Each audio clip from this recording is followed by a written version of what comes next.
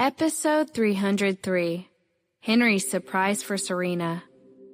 She had not been in contact with Henry for a month. This month, Henry did not appear in her vision at all. Instead, Grandpa praised Henry in front of her from time to time. Every time she heard it, Serena just laughed and said nothing. Seeing the message from him, she picked up the phone and replied, "What happened?" Henry. Urgent. Crying face. Serena. Okay. Will there be something to eat? If so, I'll skip dinner. Henry. There has to be. Serena. All right, then I will work until then. Henry.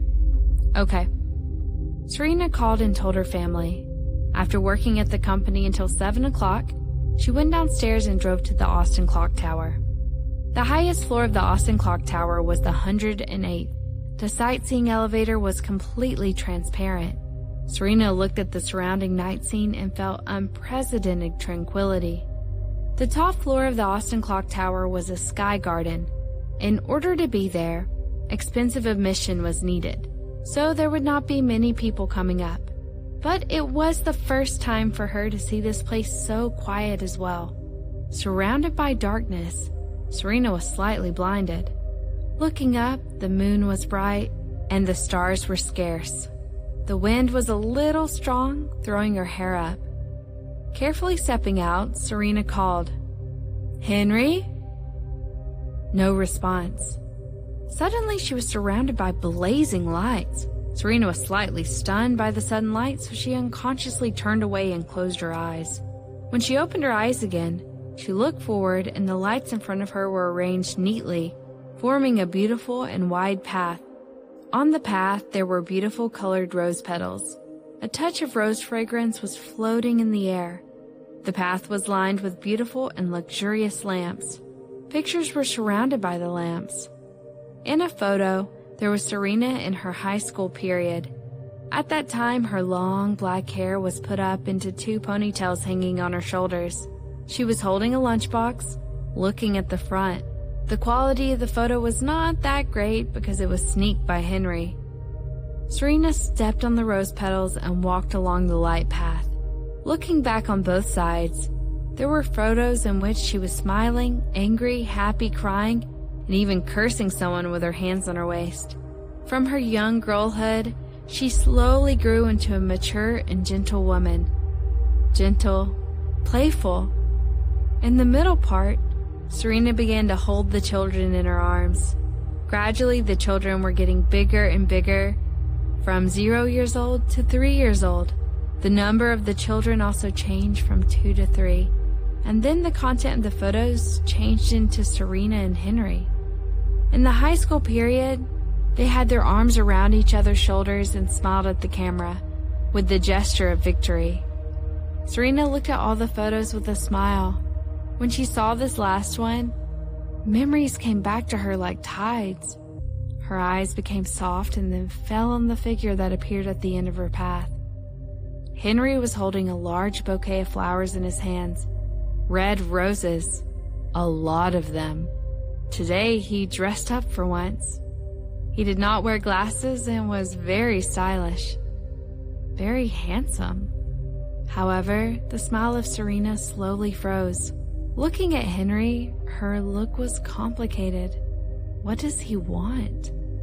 Henry noticed her expression changing and smiled.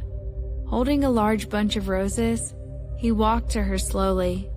Serena looked at him and couldn't help feeling scared. Subconsciously, she wanted to back down and escape. However, when she saw his eyes with deep affection, she lost her courage to do that. Henry stepped closer, and there was a handsome smile on his face. He looked at Serena and said, "You're early." Yes, she was here early. The big clock on the top floor showed that it was only 7:13. However, Henry knew her well and expected her to arrive early.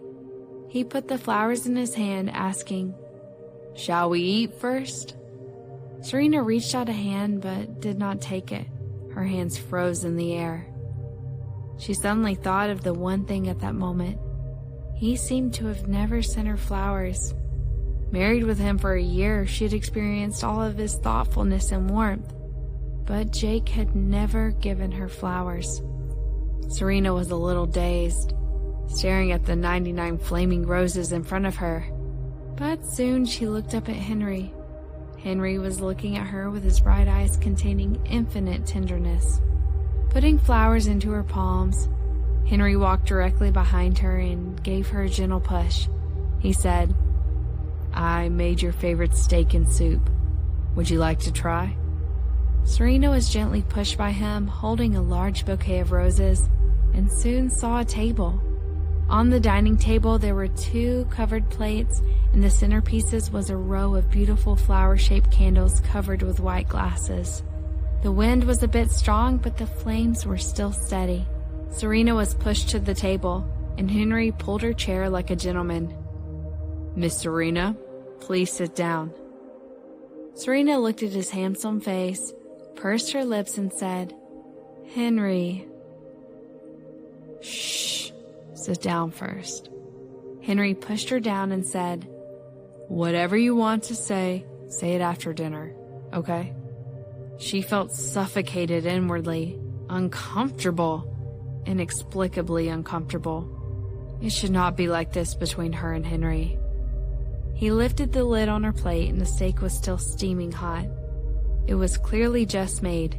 Exquisite soup, exquisite dishes, and exquisite snacks in front of her. They were all her favorites, but they looked different from what she usually ordered. Henry knew her well. Probably not even Jake knew her that well. Serena wiped her hands with a wet tissue, picked up the spoon, and gently took a sip of the soup. Very tasty. Very good. It was obvious that he had put a lot of effort into it. But Henry... "Serena?" Henry interrupted her with a smile. "Let's eat first, okay?" He was afraid that she would lose her appetite in a while. He was afraid that she would not want to see him later. Today, he decided to do so because he was ready. The move would be one step into either heaven or hell. Serena looked at him and said, "I think of you as a good friend, always." "I know." Henry stood up and went to her side. He looked down at her. "To be honest, I don't want a friend. I want you."